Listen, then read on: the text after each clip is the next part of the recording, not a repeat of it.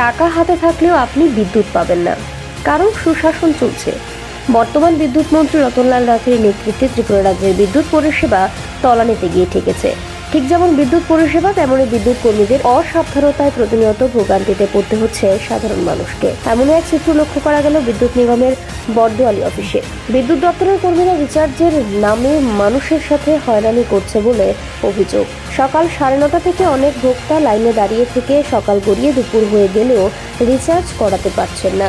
অফিসের তরফে তাদের ভিন্ন সময় ভিন্ন কারণ বলা হচ্ছে বলে অভিযোগ, যার ফলে ভোগান্তিতে পড়তে হচ্ছে সাধারণ জনগণকে। উপরে আমরা 9:30 থেকে এখানে একটা দাঁড়িয়েছি। আমরা কোয়া হয়েছে যে ইলেকট্রিসিটি 2 ঘন্টা লাইনে ওয়েট করলাম 2 ঘন্টা পর আবার করতেছে, আপনারা আবার 2 ঘন্টা ওয়েট করেন। এগুলো কি সম্ভব? আজকে ওয়ার্কিং ডে, মানডে, কাজ ফালাই দিয়ে এখানে লাইন দাঁড়া থাকা কি সম্ভব নেই। কেন আইছে 2 ঘন্টা কেটে পর আছে? কারণ কারেন্ট ইলেকট্রিসিটি নেই, প্রিপেড রিচার্জ নেই, তারা সার্ভার বলে ডাউন আছে এখানে। প্রত্যেকে হিট পাবে, একজনের সার্ভার ডাউন, একজনের নেটের সমস্যা, একজনের কি বলে ব্রাস্ট হয়ে গেছে, একজনের জয়পুর বলে খারাপ, সব নিতে আর কথা শুনুন করবে না। ব্যাপারের পর ইমার্জেন্সি সার্ভিস তো এটা ইমার্জেন্সি সার্ভিস এগুলো তারা কার্টুন করতে পারে না। আজকাল যারা এখানে তো সবার বাড়িতে মোটামুটি কারেন্ট নেই, তার প্রিপেড রিচার্জ শেষ হয়ে থাকা, রিচার্জ শেষ হয়ে তার কথা রিচার্জ শেষ হওয়ার আগে তারা ব্লিং করে। শনিবার বন্ধ আসলো অফিস কেয়ার পূজার লেগে, রোববার 2 দিন বন্ধ, অটোমেটিক সবার রিচার্জ শেষ হয়ে গেছে। তো আজকে তারা আইসে, তারা সবাই আমার তারা রিচার্জ তারা কাছে কারেন্ট দিতে পারতো, তারা কাটতে পারবো কি লিখা? কারণ যদি রিচার্জ না করতে পারে তাহলে কাটবো দরকার নাই। আজকে আমরা তো কনজিউমার না, আমরা টাকা দিতে রাজি আছি, তারা লাইন দিতে পারতেছে না। তো এটা ফল টাকার, আমরা না অথরিটি নেগলিজেন্স এটা দিলে পুরোপুরি। সরকার থেকে তো বলা হইতেছে বিদ্যুৎ পরিষেবা খুব ভালো, কি বলবেন? পরিষেবা কিনা, পরিষেবা তো আলাদা জিনিস। এখানে যে তারা সিস্টেমটা ভালো না, আমরা কিন্তু তারা সিস্টেমটা ভালো না।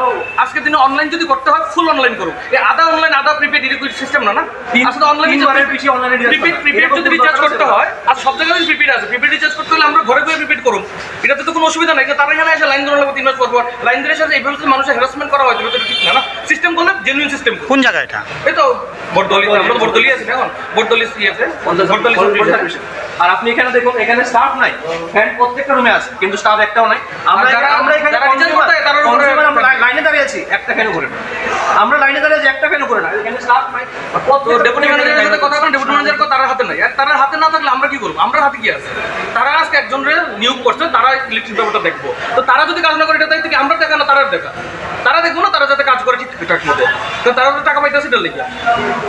প্রাইভেটাইজ ঠিক আছে, প্রাইভেট যদি ওখানে হয়ে যায়, আর প্রাইভেট যদি কাজ না করে দেখা দায়িত্ব এটা সরকারের দায়িত্ব।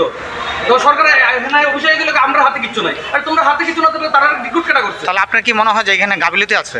অবশ্যই নেগলিজেন্স আছে, গভর্নমেন্টের 100% নেগলিজেন্স আছে, গভর্নমেন্টের